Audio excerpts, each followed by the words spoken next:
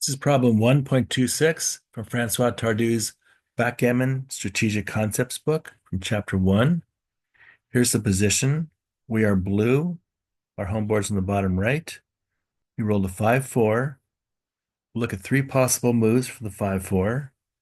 I'll give you my quick observations, Tardieu's expert analysis with feedback from XG, some of Tardieu's key points, Tardieu's summary, and at the end of the video, we'll look at a modification of the original position, which gives me a few questions.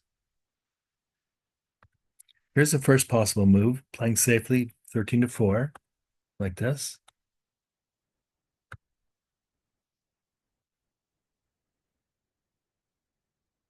It does not leave any direct shots for white to hit us with. It strips the midpoint. There's 3 on the midpoint now. After the roll, we'll have 2. We generally like to have at least 3 and not strip this point until the end of the game. It reinforces our 4-point by adding a third checker. But however, the 4-point is behind the 5-point, the one we really want. So we'd prefer to have our extra checkers over here on this side of the 5, so we can use it to make the 5. Here, that checker is past the 5, so we can't use it to make the 5. Second possible move is to play very safely 13-8, 10-6, like this, not leaving any blots.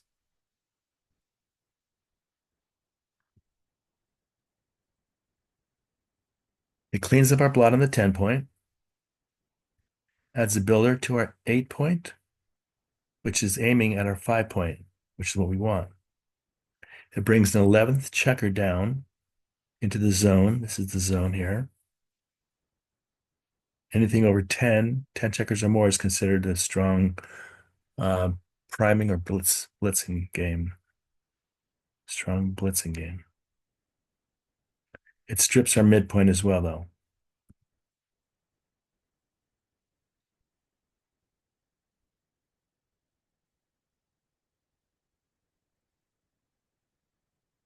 Third possible move is playing a little bit risky in hopes of a payoff in the future. 13-9, 10-5, like this.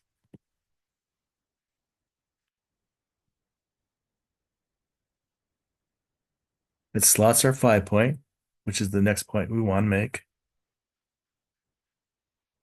It leaves a vulnerable blot on the 5-point, blot that can be hit with a direct shot, forward, 1-3, double twos. Strips the midpoint. Leaves the blot on the 9-point, but that blot on the 9-point can't be hit with a direct shot, only indirectly. Double fours will hit it. 2-6 will hit the blot on the 9. Here are the 3 positions after each roll. Take a look at the features of each position, the pip count, the strengths of each player's board, and the threats facing each player. Here's the first play, playing safely 13-4, before and after. Second move, playing very safely, before and after.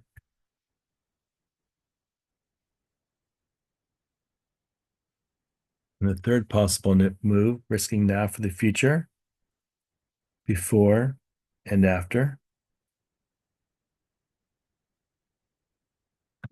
Compare the 3, see which move you would prefer to make. And let's look at what Tardieu and XG have to say.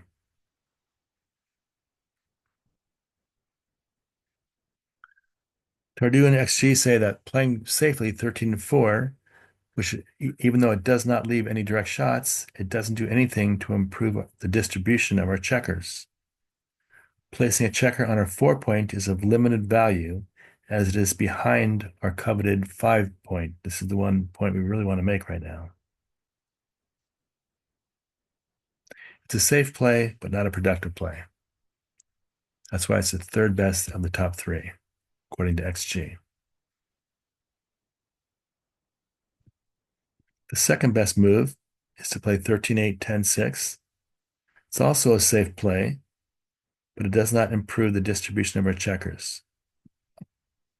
Here we're stacking up our checkers without adding any real diversification.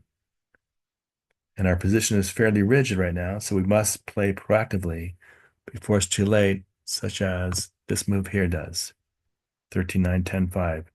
It's a little risky, but now is the time to take risks early in the game, as opposed to later in the game. This play clearly lays the foundations for a strong prime.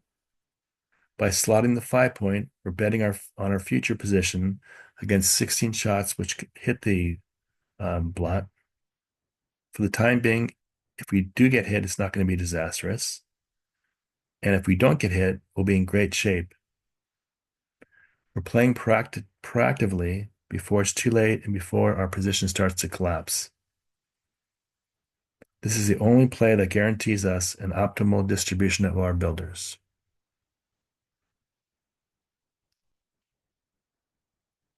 Some of Tardieu's key points. White has good prospects to improve their board, while our position is fairly rigid right now. We must play proactively, looking into the future, before it's too late and before our position starts to collapse. By slotting the 5-point, we're betting on our future position, taking a risk to benefit our future. If white fails to perform, our position is extremely likely to improve. White has excellent diversification right now. That means we must make a move quickly before white has properly consolidated their position and holds us back on the 24-point.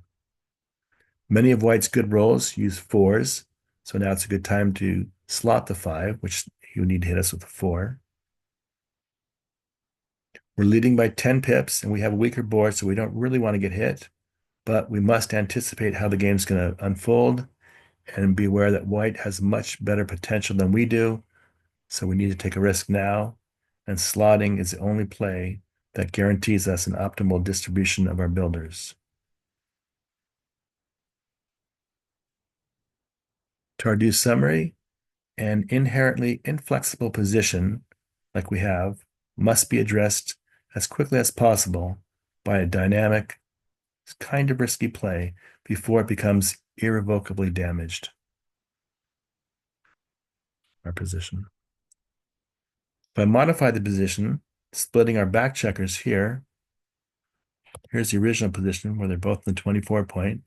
Now the only thing I've changed is the split. I put 1 point on 24, 1 point on 23. When we split our back checkers so as to give us an opportunity to run, now we should run. We'll be leading the race by 11, so we should race. If white doesn't hit us, we can bring that checker on the 14 around and use it as another builder.